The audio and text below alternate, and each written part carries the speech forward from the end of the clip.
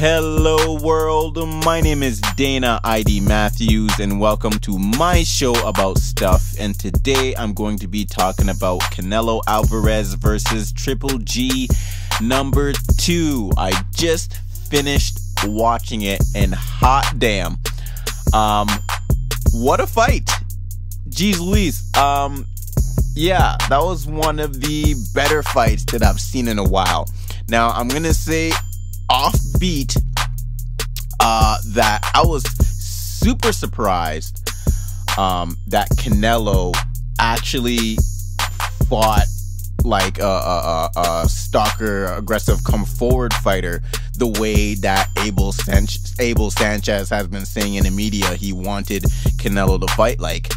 And this is where I agree with Roy Jones Jr., where he said after the fight, where this is the reason why he thinks that the fight ultimately went Canelo's way, because I do agree that this fight was so close, and there were so many swing rounds where, depending on what you liked, whether it was the jab, whether it was the body shots, whether it was the more consistent work, or the more like impressive, or thudding shots in any particular round, depending on what you liked, that's who you gave the round to.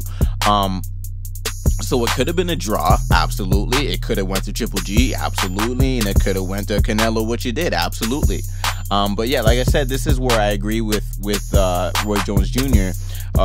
Abel Sanchez and their team through the media, from like the build up till now, up to the fight, have been saying how, in the last fight, how Canelo was running and he doesn't fight Mexican style, which is a negative stereotype in itself, which really makes no sense, because Mexican fighters fight different types of styles, but whatever.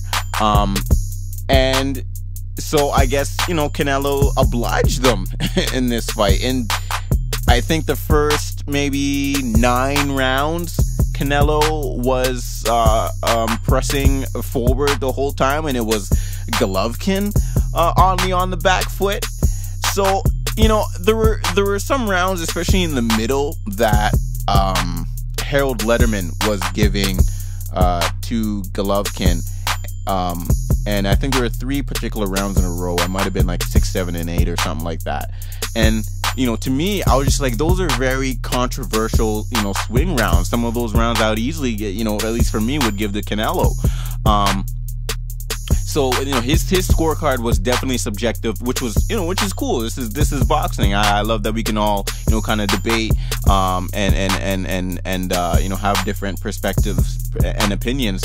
Because I remember one of the other announcers was also saying how they have writers that that were near them that have Canelo ahead. So it was just one of those kinds of fights where it was the best kind of fight that you can get.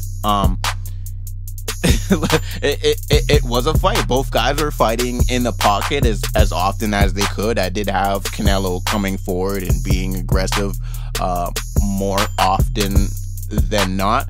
But I will say this, because that's not my main reason for giving Canelo the win. He did a lot of things right in there. He did quite a few things wrong as well. Triple G was still able to pop that jab all night. But one of the main reasons that people had Triple G winning the first time was the come forward aggressive style.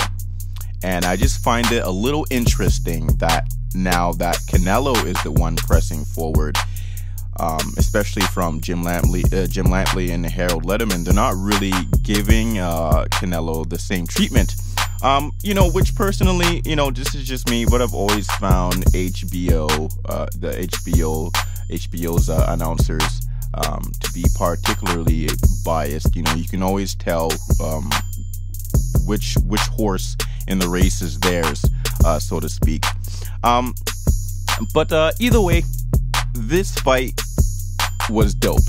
It was awesome. One of the greater fights that we've seen in boxing for a while. HBO needed this.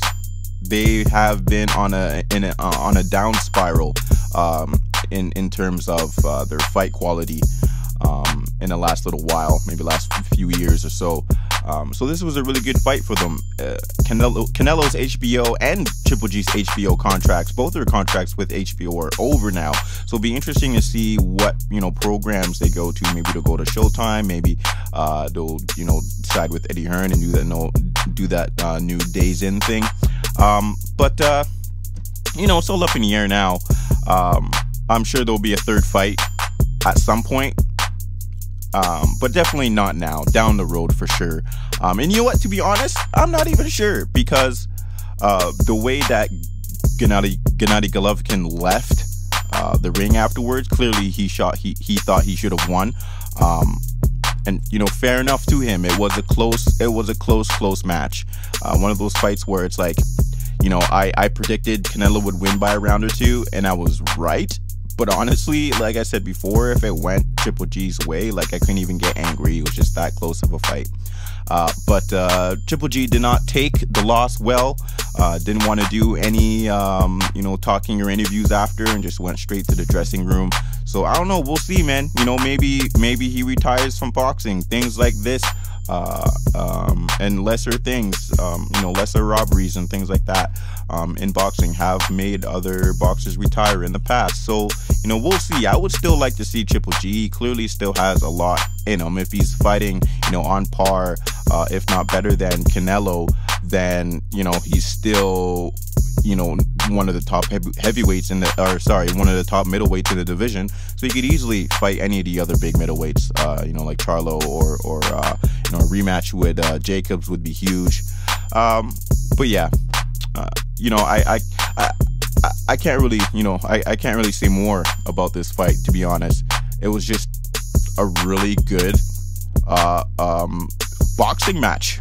There was skills, there was the jab, there was the body work, there was the upper body movement, there was a little bit of side to side movement from both Triple G and Canelo. More Triple G, earlier mid rounds, and Canelo more late rounds. But like I said before, Canelo was the one coming forward for most of the rounds. But this fight was amazing. I can't wait to just, listen to all the boxing podcasts that I listen to for the rest of the day. Boxing Eagle, Boxing Voice, Dante's Boxing Nation, maybe some Hatman Strikes Back. I'm going to listen to what everybody has to say about this one, because the talks are going to be a doozy. It should be good. But yeah, so that's my Canelo versus Triple G review.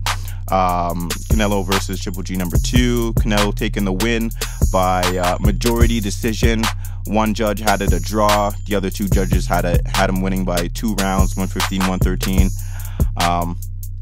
I look forward to seeing what's next for Canelo. I assume he'll probably take a tune-up or two before he fights another big name, but I would really love to see him fight Charlo or Jacobs. That'd be great. But yeah, so with that said, that's it for me. My name is Dana ID Matthews. Thank you very much for listening and watching, and I'll see you when I see you. Peace out.